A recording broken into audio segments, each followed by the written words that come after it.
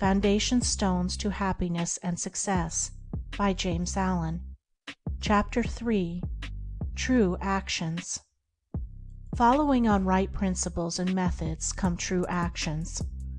One who is striving to grasp true principles and work with sound methods will soon come to perceive that details of conduct cannot be overlooked, that, indeed, those details are fundamentally distinctive or creative, according to their nature, and are of deep significance and comprehensive importance, and this perception and knowledge of the nature and power of passing actions will gradually open and grow within him as an added vision, a new revelation.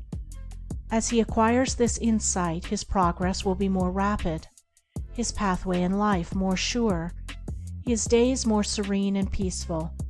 In all things, he will go the true and direct way, unswayed and untroubled by the external forces that play around and about him.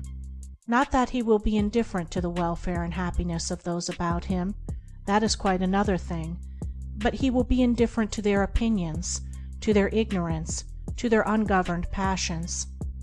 By true actions, indeed, is meant acting rightly towards others, and the right-doer knows that his actions, in accordance with truth, are but for the happiness of those about him, and he will do them even though an occasion may arise when someone near to him may advise or implore him to do otherwise. True actions may easily be distinguished from false by all who wish so to distinguish, in order that they may avoid false action and adopt true. As in the material world, we distinguish things by their form, color, size, etc., choosing those things which we require, and putting by those things which are not useful to us. So in the spiritual world of deeds, we can distinguish between those that are bad and those that are good by their nature, their aim, and their effect, and can choose and adopt those that are good and ignore those that are bad. In all forms of progress, avoidance of the bad always precedes acceptance and knowledge of the good. Just as a child at school learns to do its lessons right by having repeatedly pointed out to it how it has done them wrong, if one does not know what is wrong and how to avoid it, how can he know what is right and how to practice it?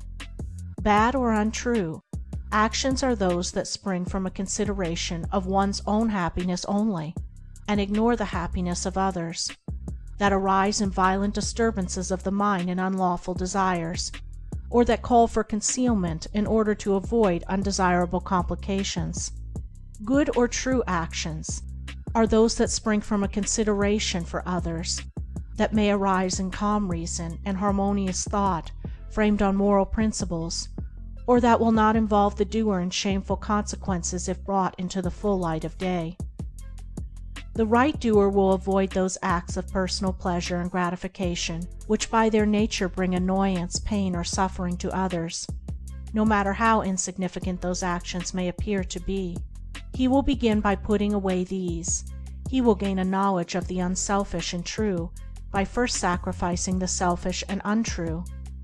He will learn not to speak or act in anger, or envy, or resentment, but will study how to control his mind, and will restore it to calmness before acting, and most important of all, he will avoid, as he would the drinking of deadly poison, those acts of trickery, deceit, double-dealing, in order to gain some personal profit of advantage, and which lead, sooner or later, to exposure and shame for the doer of them. If a man is prompted to do a thing which he needs to conceal, and which he would not lawfully and frankly defend if it were examined of witness, he should know by that it is a wrong act, and therefore to be abandoned without a further moment's consideration. The carrying out of this principle of honesty and sincerity of action, too, will further lead him into such a path of thoughtfulness and right doing as will enable him to avoid doing those things which would involve him in the deceptive practices of other people. Before signing papers, or entering into verbal or written agreements, or engaging himself to others in any way at their request, particularly if they be strangers, he will first inquire into the nature of the work or undertaking, and so, enlightened, He will know exactly what to do, and will be fully aware of the import of his action. To the right-doer, thoughtlessness is a crime. Thousands of actions done with good intent lead to disastrous consequences because they are acts of thoughtlessness, and it is well said that the way to hell is paved with good intentions. The man of true action is, above all things, thoughtful. Be ye therefore wise as serpents and harmless as doves. The term thoughtlessness covers a wide field in the realm of deeds. It is only by increasing in thoughtfulness that a man can come to understand the nature of actions, and can, thereby, acquire the power of always doing that which is right. It is impossible for a man to be thoughtful and act foolishly. Thoughtfulness embraces wisdom. It is not enough that an action is prompted by a good impulse or intention. It must arise in thoughtful consideration if it is to be a true action, and the man who wishes to be permanently happy in himself and a power for good to others must concern himself only with true actions.